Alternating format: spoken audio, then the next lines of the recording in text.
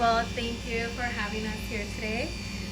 Tell me how you've been and what has been going on with COVID.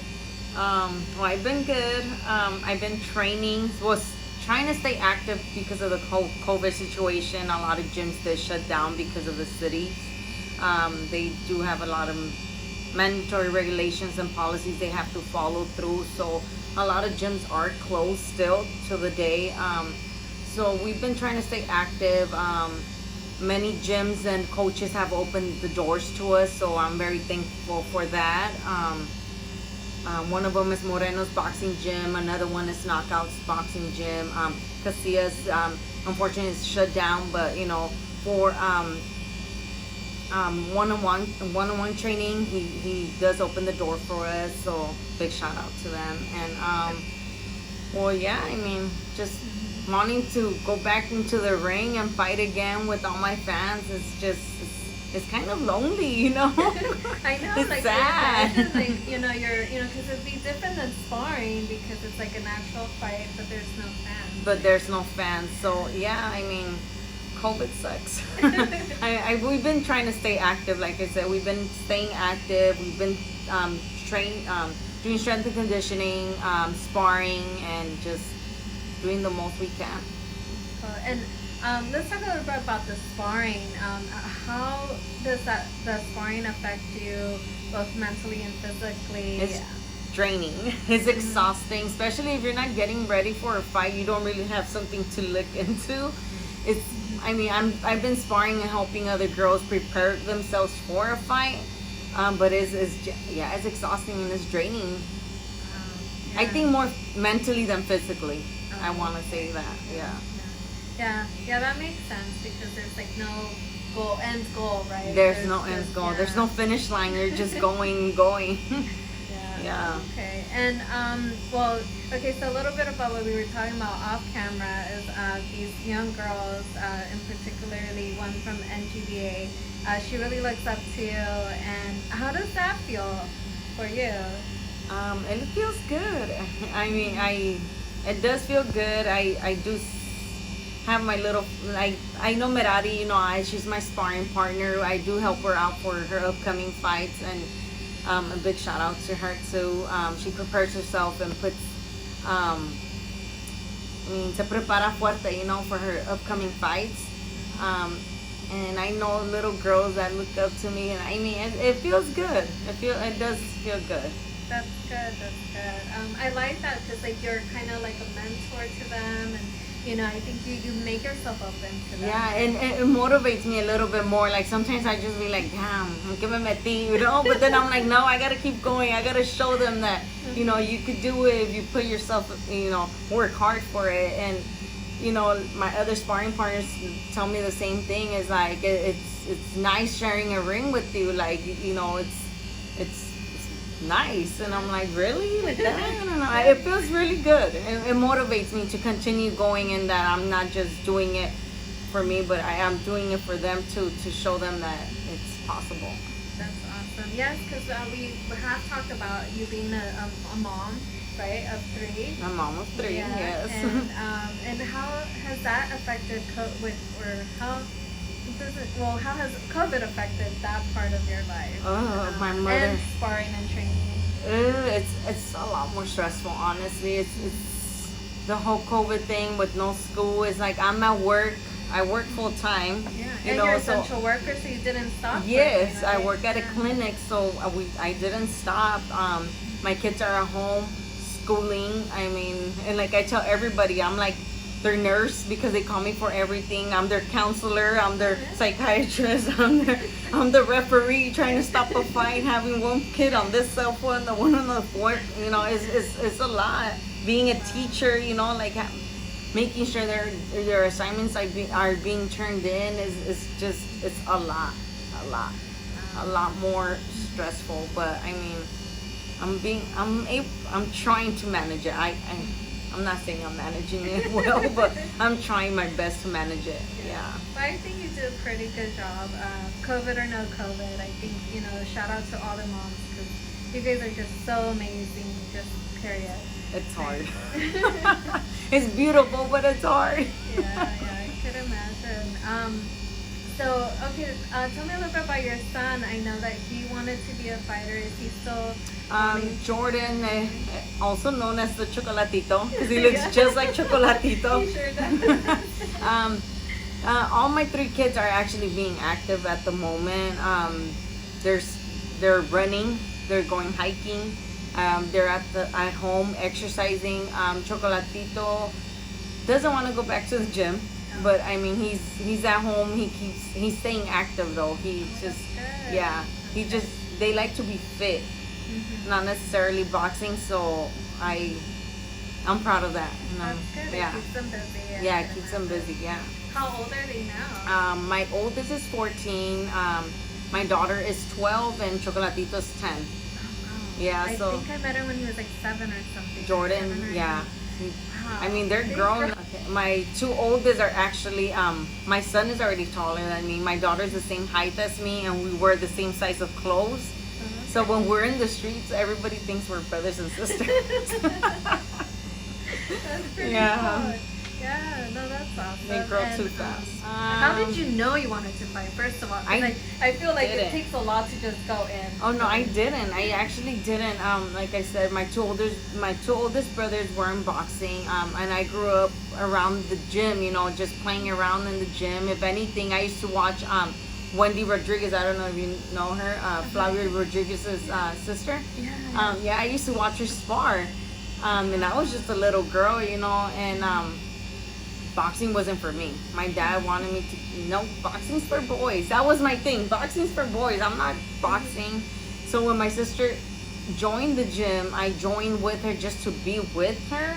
But once I got into the ring and started sparring, I don't know, everything changed. And then once my first fight came through, and I lost my first fight, actually. I lost my first fight, and that just motivated me more. And then after that, I just wanted to continue doing it and learning and challenging myself to do more and more. And then, yeah, it was just little by little, I just wanted more from it, more. And just knowing my dad's story, that he wanted to become a fighter, actually motivated me a little bit more too. My grandma never let him, like, she wouldn't even let him go to the gym and train. Like, that wasn't a thing. Like, he had no option, and he wanted to become a boxer, you know. So knowing that too, it kind of like, I'm gonna do this for him, you know. Like, he put my two oldest brothers to become professional boxing. Like, he wanted more from my brothers, and it didn't happen. So it kind of pushed me to try to, you know, not only my dream but his dream. And I just feel like he is living his dream within me, you know. So it motivates me too. Like, it gives me that thing, like, okay, I'm gonna do this for him. Yeah, because he's like your #1 fan. Yes, right? yes. That's awesome. And what does your grandma think of you fighting now? Well, my grandma, rest in peace. She passed away a few years ago. Yeah. Did she find out that you were fighting? Well, my grandma was a little bit already older, so no, not really. Yeah. Okay. Like, well, she did, but she had Alzheimer's, so yeah. Okay, so She had him when she was a little bit older. Yeah. Okay, all right. Yeah. And so now it's kind of going to generation, right? Because now your son wants to be a fighter. Yes. And now, are you encouraging him and training him? Because I know at first he didn't like training, right? No, he didn't like it, and then he did. Well, you know, I started at 12. Oh, okay. So I mean, they can start whenever they want to. You know, my daughter, she's 12 now, and she was like, no, boxing's not for me, not for me. But just this past week, she was like, she wanted me to, because I'm coaching kids as well on the side. And she kind of stood in front of me, and she was like telling me, this is how you throw it. And I'm like, no, you got to punch it like this. And she was practicing with me. So I'm like, in my head, I'm like, okay, yeah, I'm not going to push her, but, you know, so yeah, it kind of makes me happy, but we'll see. Wow, I'm surprised, because I remember her coming to the gym once, and she didn't want to participate. Yeah, she did not. Good. Yeah, little by little. I mean, mentalities change. I'm telling you, when I was 8, I was like, boxing's for boys. I'm not doing this. At 12, I was You liked it, boxing. huh? There you go. And so tell me about how you're coaching now. Like how is that helping you with your self-coaching, I guess, or your I found out I performance? love to coach now, you know. Yeah, at first I was doing it because it was just something aside, you know, to help me financially. But now it's like my dad's like, well, you gotta concentrate in boxing, and I'm like, well, I could do both, you know, I could do boxing and coach, and he's like, but I'm like, I don't want to leave my kids, you know, Yeah. like I'm teaching them from like scratch, like they didn't know nothing, and now, you know, I see them and they're learning, and it feels good to know like I made that, I did that, you know. Yeah. And so I told my dad, I am your daughter. Like I love coaching now, and that's what I want to do. So I told him maybe, hopefully in the future, I'm able to open up a gym, and we could do this between me and you. We could run the gym and make it a family thing, and generation after generation. Definitely. Primero Dios, you know, like we'll see. Wow, that is so amazing. Yeah. That's really cool. Yeah, because a lot of fighters do that, right? They go into training and stuff, but that's great that you're doing it Yeah. now. That's really cool. So tell me about your experience with trying to go for a title, because I think that was the last time where you Yes. left off before COVID and stuff like that. So yes, we've been trying to arrange that fight with Sonia Osorio, the WBC interim super flyweight. It was supposed to happen in October. She ended up having COVID, so it didn't happen. And I know in between, in the cracks as well, it's hard for the promoter, the commit. I mean, it's hard, you know. And I understand that. Now at the moment, I just read yesterday, my dad called me and he's like, hey, Sonia's putting that you're going out to Mexico to fight her for the belt. And I'm like, huh, I didn't know, you know. Wow.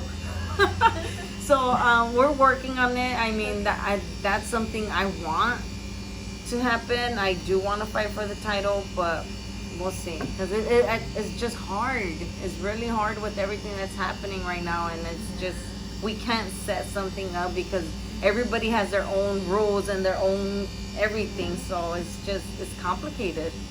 Yeah, and I see a lot of people going to Mexico and other states that are probably a little less lenient than California. So yeah, so we actually, me and my dad actually talked about that this past week, that maybe we might, not in Mexico, we might have to go out to a different state to go fight, but that's still on the works. I'm still going to talk to my sister about it because she helps me with the managing, and I mean, we'll see.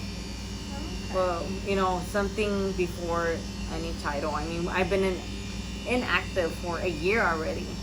The year passed, so yeah, we need something happening. Yeah, no, definitely. And I know that you haven't really skipped any trainings, because during COVID you would post your workouts. Yeah, so I there try to hasn't keep been. up, but yeah, you're Yeah, no skipping. I've been training my butt off. Yeah. Like I said, we've been trying to stay active. We're doing strength and conditioning. I'm still running. I'm still sparring. I'm really trying to stay active. But my body's saying, please give me rest. So we'll see. With all the training and sparring, Yeah. I could imagine. Yeah. Well, a little break doesn't hurt. Yeah, it doesn't hurt. Well, so we'll see. Me and my dad, like I said, we're talking about maybe a possible fight in December out of California. So we'll see. That's pretty good. And that would be with what promoter? We'll have to see about that. Okay. Yeah. Okay. Cool. All right. Any last words? Anything else you want to share to your fans, or? Follow me on Instagram. Yeah, no, definitely. Yeah, Instagram. Yeah, Do you have a Twitter? I do have a Twitter, but I don't log into it. Like randomly, I'll go in there and see like people tag me and stuff, and I just retweet it. Yeah. But I don't. I just kind of stick to Instagram.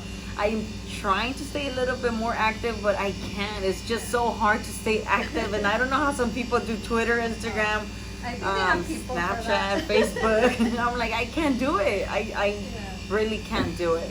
Yeah. I'm super busy throughout the day, and when I do post, I train. post, but it's hard. So Instagram's the one. All right, sounds Yeah. good. All right, well, thank you so much, and thank you for being an inspiration to especially the young ladies that are up and coming.